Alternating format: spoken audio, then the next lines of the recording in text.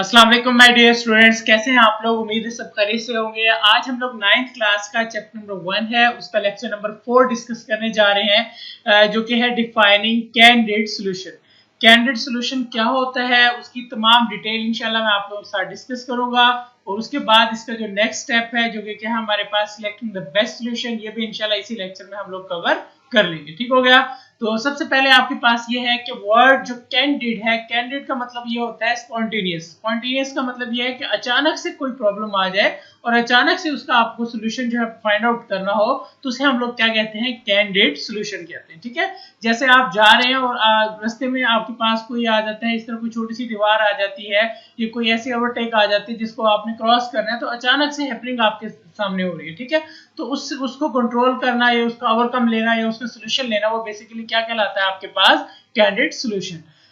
और उसके बाद आपके पास जो है the word candid refers to something spontaneous and unplanned. जो कुछ भी आपकी मतलब लाइफ में या कोई भी आप प्रॉब्लम को जब सॉल्व करने जाते हैं, जो अचानक से हो जाए या अनप्लान्ड, आपने प्लान ना किया हो, तो देन आपके पास for example if you are asked to find a number of students in your school who can play cricket.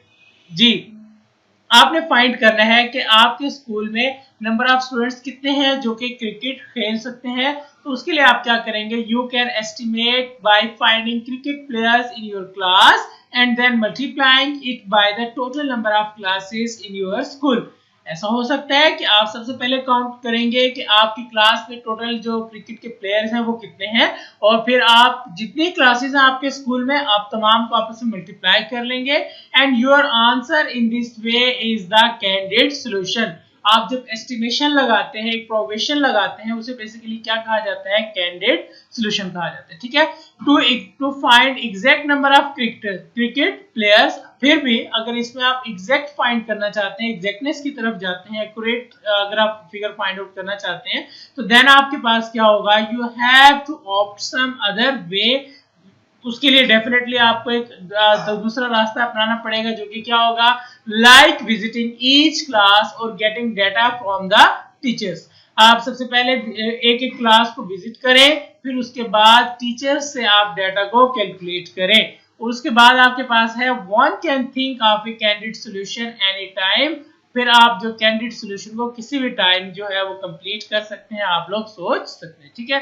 A candidate solution जो है वो क्या होगा, can help to save time. Sometimes हमें सोचने का मौका नहीं मिलता, हमारे पास टाइम कम होता है, हमें अपनी इंटेलिजेंस से फौरन उसको आंसर करना होता है, तो हम लोग उसके लिए किस तरह मूव ऑन करते हैं, कैंडिडेट सॉल्यूशन की तरफ। जैसे कि पिक्चर में दिखाया गया है, there are different ways shows the reach to a certain place which can be reached either by going across the wall or by going sideways, and the one you think can work is the candidate solution। इनमें से एक क्या होगा, candidate solution होगा। ठीक है।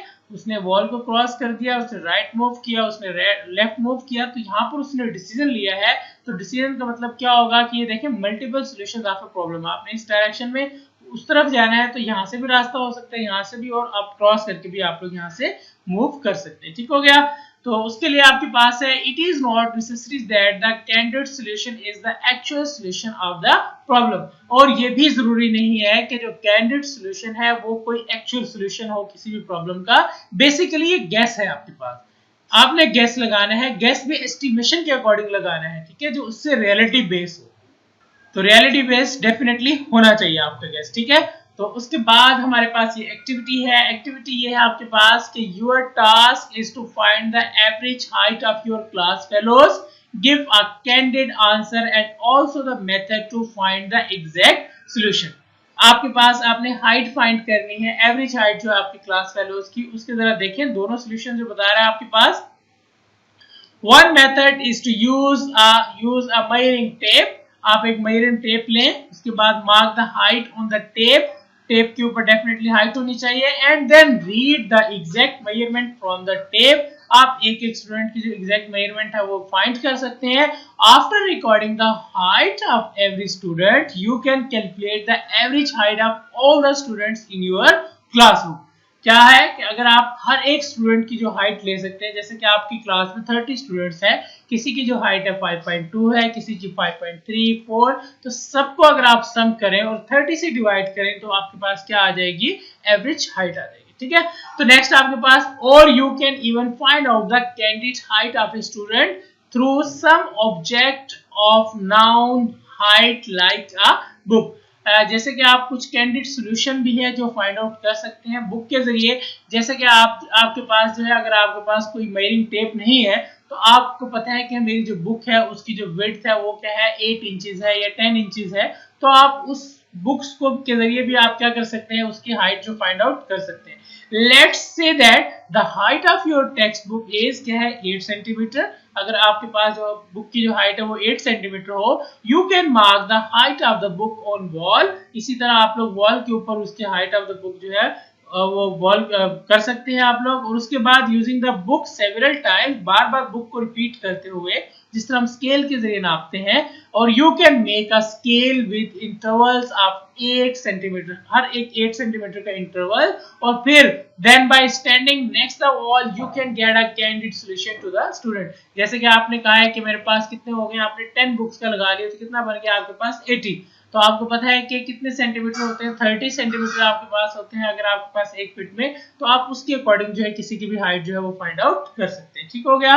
उसके बाद आपके पास नेक्स्ट सोल्यूशन है वो है सिलेक्टिंग द बेस्ट सोल्यूशन। जब आपके पास प्रॉब्लम आ गई है, आप उसके सोल्यूशन की तरफ जाते हैं, तो जब बहुत सारे सोल्यूशन आ जाते हैं, मल्टीपल सोल्यूशन हो किसी भी प्रॉब्लम के, so which one is the best for you और which one is the best solution of your problem, you have to decide with the help of selecting the best solution. So sometimes we find more than one solutions of a problem and select the best one amongst them. Sometimes हम लोग क्या करते हैं कि एक से ज्यादा solution जो है प्रॉब्लम के फाइंड करते हैं और उनमें से जो one of the best होता है उसको हम लोग यूज करते हैं, सिलेक्ट करते हैं। For example, assume that names of all the students in your school are available on a website. आपके स्कूल के जितने भी स्टूडेंट्स हैं, तमाम स्टूडेंट्स के जो नेम है वेबसाइट पर अवेलेबल है। You are asked to search a particular name, किसी भी एक नेम को दे दिया गया है आपको और आपसे पूछा गया है कि उसका जो नेम है वो सर्च करें। You can solve this search problem bye either following method. कुछ मेथड्स के जरिए आप लोग उसको सॉल्व करने की तरफ मूव ऑन करेंगे। सबसे पहला जो सॉल्यूशन होगा वो क्या होगा, look at each name on the website one by one until the name is found और द लिस्ट इज अवर। या आपके पास फॉर एग्जांपल 1000 स्टूडेंट्स के नेम है, 1000 में से आप वन बाय वन उसको रोल डाउन करें। स्क्रॉल डाउन करने के बाद आप लोग अपने जो है फाइंड कर सकते हैं उस स्टूडेंट का नेम। उसके बाद take print out and search the required name. और आप ये भी कर सकते हैं कि आप उसका प्रिंट निकाल लें, प्रिंट निकालने के बाद आप उसका जो है रिक्वायर्ड नेम जो है उसमें से सर्च आउट कर सकते हैं। थर्ड सॉल्यूशन क्या है, कॉपी नेम्स, नेम को कॉपी करें, put them in Excel sheet, Excel sheet में पुट करें and sort there is an alphabetic order and search in a sorted list is comparatively easy. आप क्या कर सकते हैं, अल्फाबेटिकली उसको सॉर्ट कर सकते हैं, भी ए वाले डिफरेंट हो जाए, बी वाले डिफरेंट है। फॉर एग्जांपल आपके जो स्टूडेंट है उसका नाम बिलाल है, तो आप बी वाली कैटेगरी में जाके आप उसको इजीली फाइंड आउट कर सकते हैं अगर आप एक्सेल शीट में उसको कॉपी कर लें। उसके बाद जस्ट प्रेस कंट्रोल एफ। अगर आपका डॉक्यूमेंट ओपन है, आपने कंट्रोल एफ प्रेस करना है, जिसके जरिए से हम लोग कंट्रोल एफ करके फाइंड कर सकते हैं। So when the list is available in a web browser, जो वेब ब्राउजर में पूरी लिस्ट जो है वो अवेलेबल होगी, so you can type the name to search automatically, और फिर नेम को क्या करेगा, वो ऑटोमेटिकली सर्च करके आपको प्रोवाइड कर देगा। ठीक हो गया। उसके बाद there can be other solutions as well, इसके अलावा और भी सॉल्यूशंस हो सकते हैं। Now we can identify a solution that has less number of steps or that seems more effective based on some criteria. Some criterias पर base करते हुए आप जो इसमें से बेस्ट सॉल्यूशन होगा उसको फाइंड आउट करेंगे। ठीक हो गया स्टूडेंट्स। सो अब मैं इसको हाईलाइट कर देता हूँ। हाईलाइशन ये है कि सबसे पहले आप कैंडिडेट सॉल्यूशन की डेफिनेशन प्रॉपर करेंगे। refers to the something spontaneous and unplanned. For example, if you are asked to find the number of students in your school who can play cricket, and you can estimate by finding cricket players in your class and then multiplying by the total number of class in your school. तो ये आपके पास solution है। ये आप लोग जो next है आपके पास, ये आपका दूसरी एग्जांपल है। आप लोग ये कर सकते हैं कि इसको सॉल्व कर सकते हैं to find the exact number of cricket players.